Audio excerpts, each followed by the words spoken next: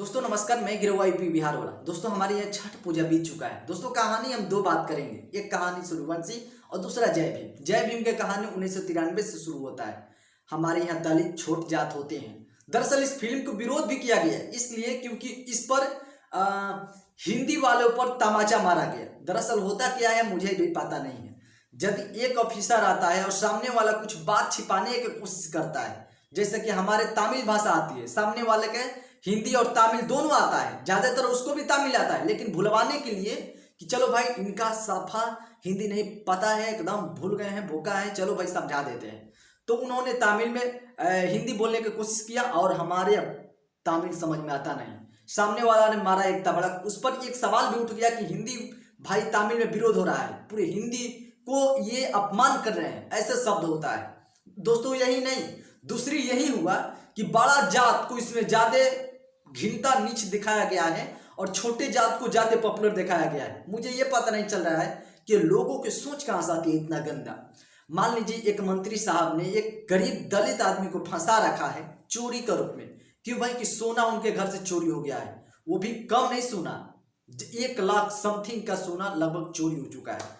फिर उसको हिरासत में, जिसका नाम है संगाई और राजकुंद्रा, एक जेल से फरार हो जाते हैं। इन्हीं 2-3 परिवार पर कहानी है। कोई भी जजमेंट करने के लिए, वकालत करने के लिए तैयार नहीं होता है। उसमें आते हैं चंद्रा, जो कि जज वकालत करते हैं। कहानी वहीं से शुरू होती है, द एंड वहीं से होती है। 13 वर्ष हो जाता है इन लोगों को सजा दिलाने में। दोस्तों दोषी एनी टाइम छोटे नहीं होते, कभी भी दिमाग भी लगाना चाहिए। हमारे यहाँ क्या होता है कि जब सामने वाला जब बड़ा ऑफिसर होता है तो हम छोटे होते हैं, तो उनके आगे जाकर सिर ऐसे झुकाकर बैठे रहते हैं। जब हमारे यहाँ एक छोटा मोटा चपरासी आ जाता है तो उसके आगे बे चल साइड हट साले, यहाँ पर आ गया, ऐसे हम चिल्लाकर बात करते हैं। तो पुलिस वालों भी कम से कम सोचनी चाहिए कि कैसे जजमेंट होती है, कैसे गरीबों को रक्षा करनी। ज्यादातर यही केस होता है कि गरीब उसमें फंस जाते हैं, लेकिन बड़े लोग वहां से बचकर भाग जाते हैं। इस पर कहानी आधारित है। फिल्म A1 है, जय भीम। इसके बनाने में 10 करोड़ का बजट में फिल्म था। उसके बाद सूर्यवंशी 165 करोड़ की बजट है। अभी आप लोग सोच रहे हो कि भाई जय भीम मात्र 10 करोड़। हाँ जी, 10 करोड़ OTT पर लगा है। कुशल मंगल मनाओ को OTT पर यदि प्ले थी थिएटरों में, सिनेमा घर में लग जाता तब मुझे लगता है ना कि बवाल मचा देता, निश्चित मैं बोलता हूँ। लेकिन क्या सौभाग्य है कि OTT पर लगा है। इतना बेस्ट फिल्म था। वहाँ के CM ने 1 करोड़ उनको खुद टैक्स दिए हैं और माफ भी किया है। टैक्स माफ करने के बावजूद पैसे भी दिए हैं। तो भाई मैं क्या बताऊँ, इस फिल्म बहुत हमको अच्छा लगी। मैं बहुत ही परफेक्टली 2 बार फिल्म देख चुका हूँ और विनती करूँगा कि जाइए OTT अमेजॉन पर आप भी जरूर देखिए। दूसरी फिल्म की बात करेंगे, जो कि ये भी घटना 1993 से ही आतंकवादी लक्ष्य कहानी शुरू होता है। 26/11 घटना आपने सुना, जो कि ताजमहल में अनगिनत लोगों को मारकर हत्या किया गया। ये बहुत ही दुर्भाग्य हमारे देश में हुआ है कि हमारे देश में आतंकवादी आ जाते हैं, ताज होटल में मार कर चले जाते हैं।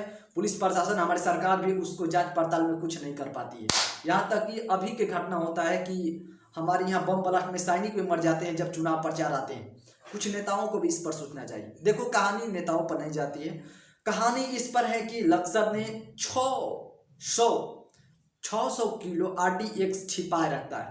इसको किसी को मालूम नहीं है। इसको लाने के लिए, इसको ढूंढने के लिए वीर सूर्यवंशी का आगमन होता है। आते हैं सूर्यवंशी जी, खोजते हैं। फिर उसमें क्या नाम है, सिंघम का एंट्री होता है, रणवीर सिंह का एंट्री होता है। बहुत अच्छे मूवी है, लेकिन एक रियली लाइफ पर कहानी है, जैसे कि जय भीम। और ये अपने से कुछ डाला गया है, कुछ बनाया गया है, कुछ कॉमेडी डाला गया है। दोनों फिल्म अच्छी है, लेकिन ये सबसे देखने वाली बजट है कि साउथ मूवी, तेलुगु मूवी जितना आज A1 बन रहा है, उतना मुझे लग रहा है कि बॉलीवुड को भी कुछ कहानी, नई स्क्रिप्ट अच्छा तैयार करना होगा। हालांकि दोनों फिल्म मुझे पसंद आया।